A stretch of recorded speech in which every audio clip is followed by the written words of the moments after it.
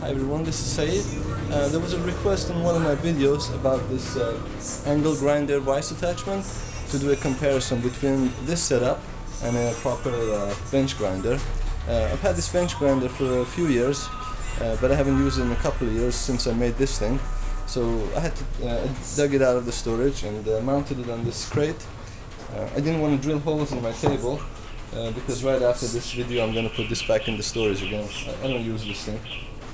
So as you see, I put a big clamp on it here and this piece of log on the crate just to stabilize things.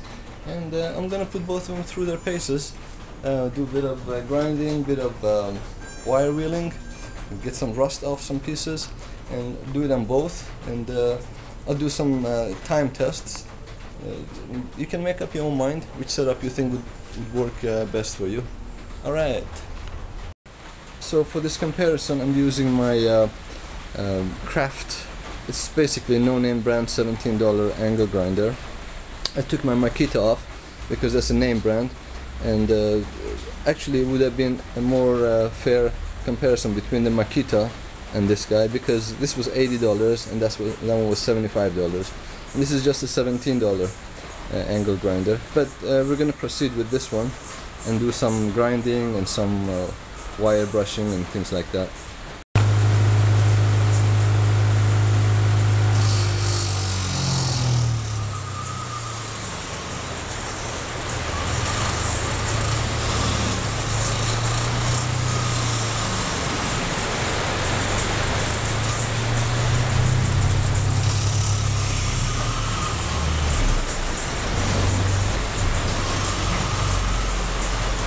If I press down hard on it, it will just stop it.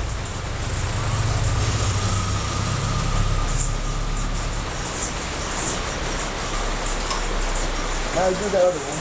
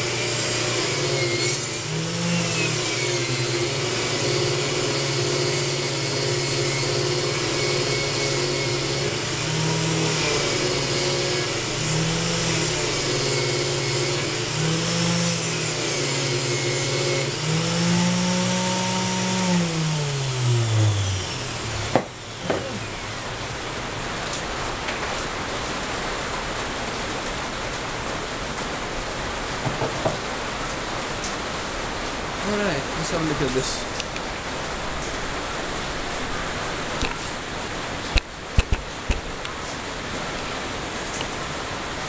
This is what I got with the bench grinder, about less than 2 inches, pretty clean.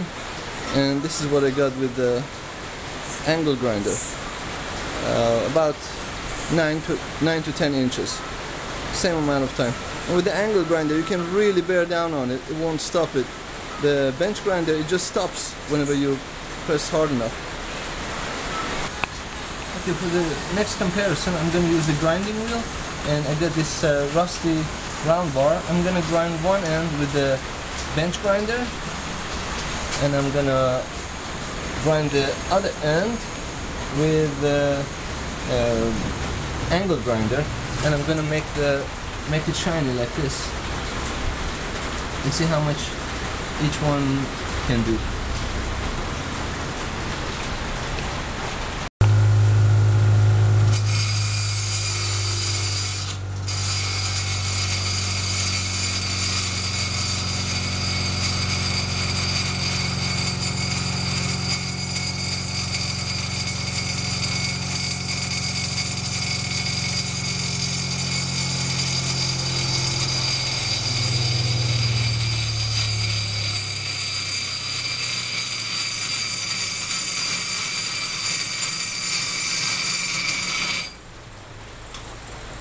Again, you can just press down on it and stop it.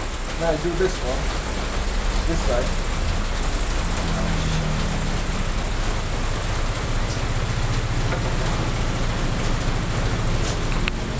forgot to change it back to grinding wheel. I forgot to put the grinding wheel on the angle grinder, so I just did that. Anyway, this is the part I did with the bench grinder, about 8 inches. It looks pretty good. We'll see what the angle grinder does now.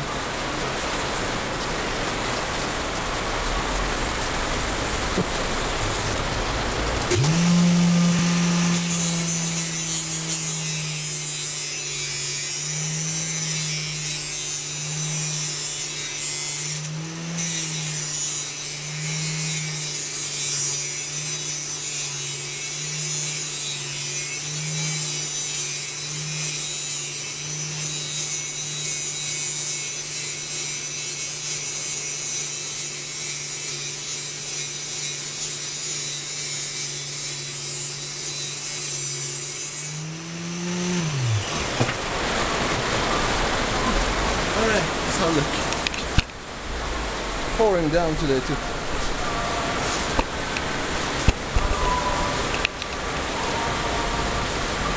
So this is about 4 inches on the bench grinder, and this is about more than 12 inches on the angle grinder in the same amount of time. And again, you can really bear down on the angle grinder. So there's no doubt in my mind that this is so much more versatile than the bench grinder. If you add the price of the vise to the angle grinder, then you get something about the same price as the bench grinder. But this is two tools. You got the vise, which is so versatile, you can use it for so many things, and the angle grinder. You can take it off and go handheld, work in the yard, work on the field. And that is just that. It stays there. If you spend $200 or $300 or $400, you'll probably get something that's as powerful as this one. I mean, it can cut through rust and metal like this setup does. But for my purposes, I don't want to spend that much money on a bench grinder. That is just one use. So this is perfect. Really, this has become my most used tool in the shop. So if you're a beginner metal worker like myself, or even if you're a seasoned metal worker, well, I don't have advice for seasoned metal workers, I get advice from you, but this setup is really perfect, and it's just so versatile. It will make life so much easier around the shop. Thanks for watching, please rate and comment, and this is Sayed saying bye.